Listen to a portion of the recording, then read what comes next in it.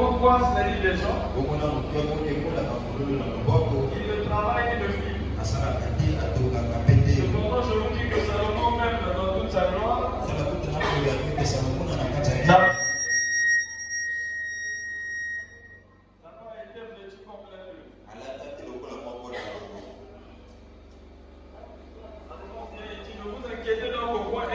pas que mangerons-nous, de quoi serons-nous vêtus. Amen. Dans le livre de l'Éphésiens,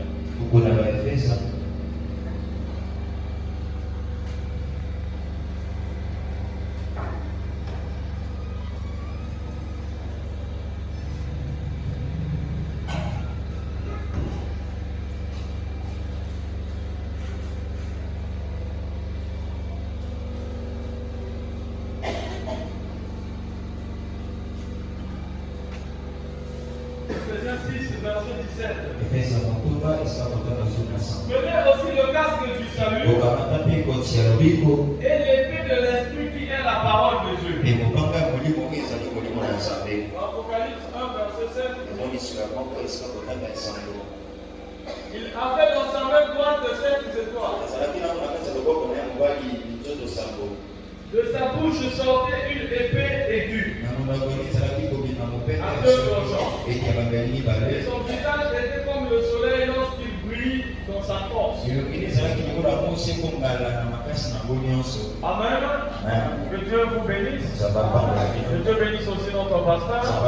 Que le nom de Jésus soit glorifié et élevé à jamais. Nous sommes ici depuis le mercredi.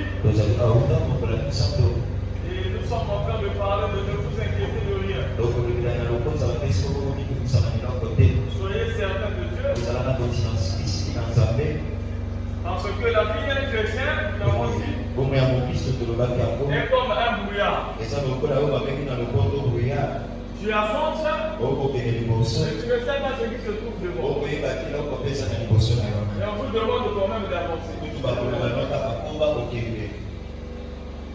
Est-ce que vous êtes avec moi? On vous demande quand même d'avancer. Toi, tu avances, tu ne sais pas ce qui t'attend. Mais fais seulement ce que la foi de celui qui t'a dit de faire. Amen. Nous avons dit que les inquiétudes, ce sont des émotions qui privent du repos moral. Quand les gens ont des inquiétudes, ça peut conduire à beaucoup de choses. Ce n'est pas en vain que le Seigneur l'a dit dans la Bible. Ne vous inquiétez de rien. Parce qu'il savait qu'on devait s'inquiéter. On devrait se poser des questions quelquefois sur notre vie. La vie avance. Les choses réussissent. On a tous commencé ensemble. On croit tous le même message.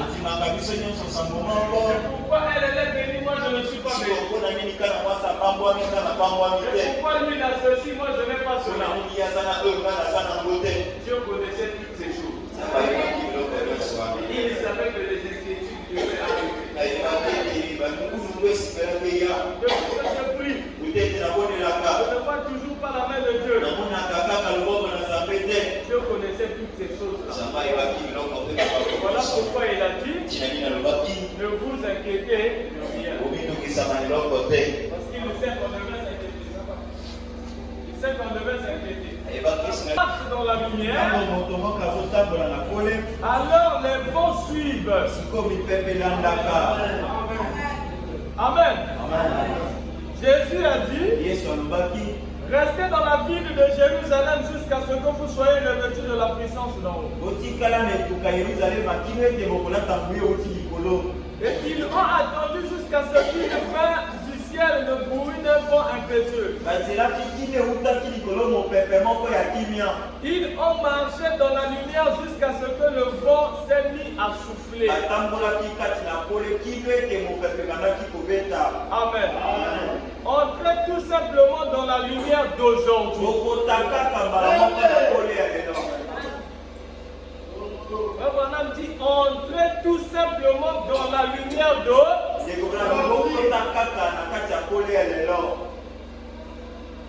Vous qui êtes en dehors de Christ, les morts reviendront comme au jour de la Pentecôte. Continuez seulement à marcher dans la lumière. Amen. Amen. Continuez seulement à marcher dans la lumière. Elle partagera de part en part la chose qui s'érige en obstacle devant vous. Toi marche seulement dans la lumière. Les obstacles qui sont devant toi vont s'enlever de ça même. Moi Jésus te demande seulement de marcher dans la lumière. Parce que si nous marchons dans la lumière, les inquiétudes vont se dissiper. Est-ce que vous êtes avec moi? On va avoir besoin d'argent. On a prié, il n'y a toujours pas de solution. Ne force pas les choses. Dieu sait lui-même ce qu'il est en train de faire.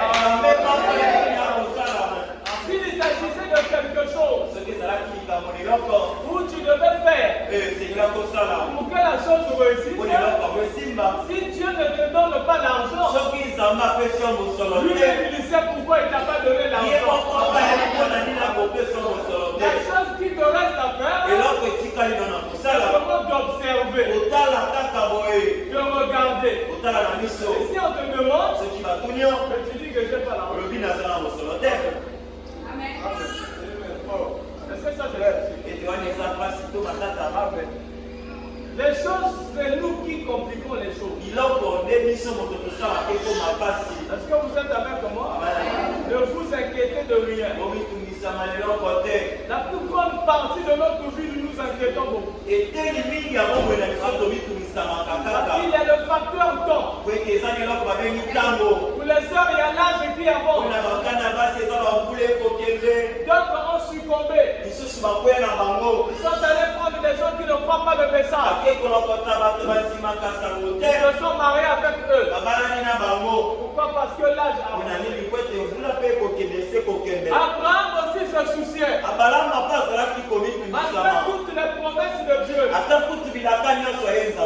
regardes le facteur temps, Dieu lui ne regarde pas ça.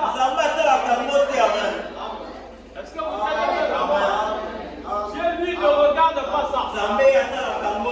Parce que quand Dieu avait promis à Abraham, à la même heure que je reviendrai, ta femme Sarah aura un enfant. Elle était derrière la tente. Elle a dit, ah, moi qui suis vieille, est-ce que c'est encore possible? Dieu a répondu à Abraham, y a-t-il quelque chose qui soit difficile aux yeux de l'Éternel? Amen. Y a-t-il quelque chose qui soit difficile aux yeux de l'Éternel? Dieu a déjà tout prévu, mon frère. Dieu a déjà tout aligné. Il connaît toutes choses. Quand il t'appelait, il avait déjà tout prévu. Toi, ton problème, c'est seulement de réclamer. De s'approcher à l'épée du droit. Est-ce que vous êtes avec moi? On a dit que frère Branham se posait des questions.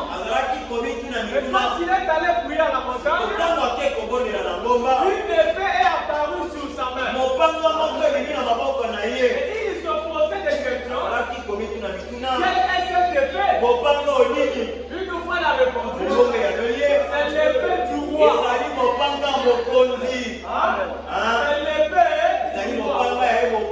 L'épée du roi, c'est quoi? L'épée du roi, c'est la parole. L'épée du roi, c'est la parole de le message prêché par le frère Boubana. Est-ce que vous êtes avec moi? Quand nous nous inquiétons, Dieu a déjà tout prévu. Nous avons aussi montré le cas de Moïse. Quand Dieu a envoyé Moïse, la chose qui devait emmener la délivrance du peuple se trouvait sur les mains de Moïse. Et quand Moïse est arrivé, c'était ce bateau-là qui faisait les miracles. Et on a montré que ce bateau représentait Jésus. Donc c'est ce bateau-là qui était sur les mains de Moïse. Et nous aussi, pour la solution à nos problèmes, Jésus a mis quelque chose sur nos mains. Son Saint-Esprit-là, ce n'est plus sur nos mains, mais c'est dans notre cœur. Parce que nous sommes plus de l'âge de la paternité, où Dieu marche avec le peuple. Est-ce que vous êtes avec nous? Ce n'est plus comme Emmanuel. Dieu achète nous. Non, aujourd'hui, c'est Dieu en nous. Et moi et le Père, nous sommes. Quand on te voit, on voit le Père. Est-ce que vous êtes avec moi? Dieu nous a fait beaucoup de promesses. Si on s'inquiète, Dieu s'accomplit. Jusqu'alors, ma vie ne change pas. Jusqu'alors, je ne suis pas béni. Jusqu'alors, j'invoque l'Éternel Dieu le. Parce que beaucoup parmi nous ne prennent pas l'effet de l'esprit. Ils veulent combattre selon les dires de tel et tel qui est. Selon la prophétie de quel? Selon la vision de quel? Moi, je te vois. Avec le mariage avec un prédicateur. Elle a puissé et la vie de la chose n'arrive pas. Comment ça se fait? Qui t'avait donné la prophétie? Parce que Dieu ne peut pas faillir.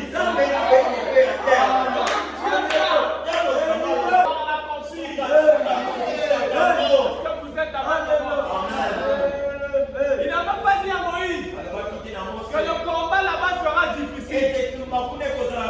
Mais tout ce que je te dis, c'est moi qui t'envoie.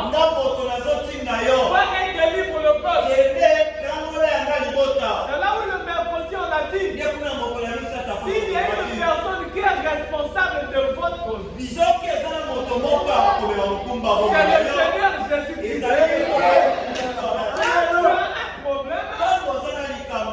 Cours vite vers celui qui t'a appelé. Parce qu'on ne peut rien.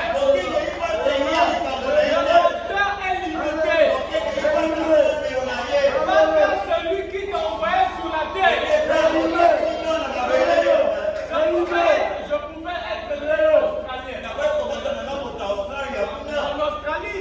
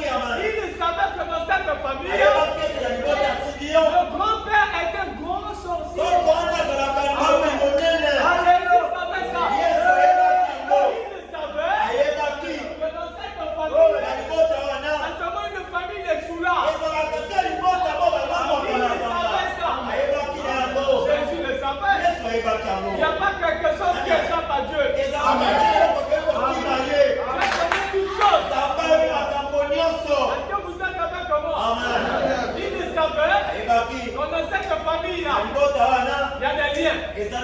Dans cette famille-là, les gens meurent seulement à 12 ans.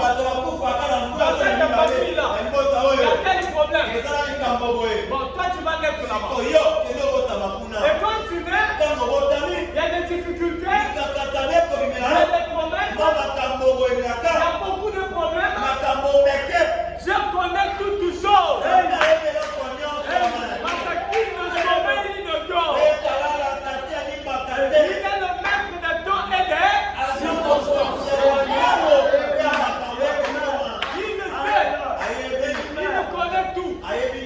Il nous connaît tout sur toi. Il le savait que c'était toi qui sera la délivrance de la famille. Quand Moïse pensait, Moïse ne savait pas que Dieu devait endurcir le cœur de Pharaon. Que Dieu devait permettre que Pharaon le chasse. Tout ce que Moïse devait savoir, c'est que c'est moi qui t'ai parlé. C'était une femme. C'est tout ce que tu veux savoir. Et c'est comme ça avec Dieu. Il nous faut d'abord une expérience. Et quand l'expérience vivifie notre foi, devant la foi, il n'y a aucune chose qui peut résister. Marche seulement dans la lumière. Avance seulement. Oh, il y a la mer. Avance seulement. Amen. Ouais, mais si j'avance. Ouais, mais si je pars. Ne t'inquiète pas de ça. Avance seulement. Moi seulement le chemin. Tant que tu es dans la lumière, lui-même il va pouvoir. Lui-même il va donner la solution. Ne vous inquiétez de rien. Soyez certains. La certitude c'est le quoi. Dieu avait déjà tout prédestiné. Même si la mort souffre dans ta famille, n'aie pas peur.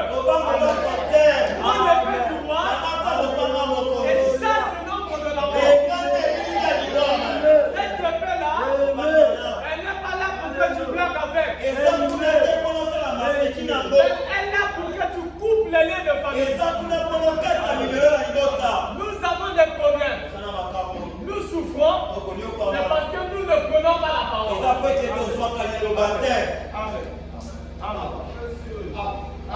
Notre cheval de bataille, c'est le surnaturel. C'est la parole qui produit le surnaturel.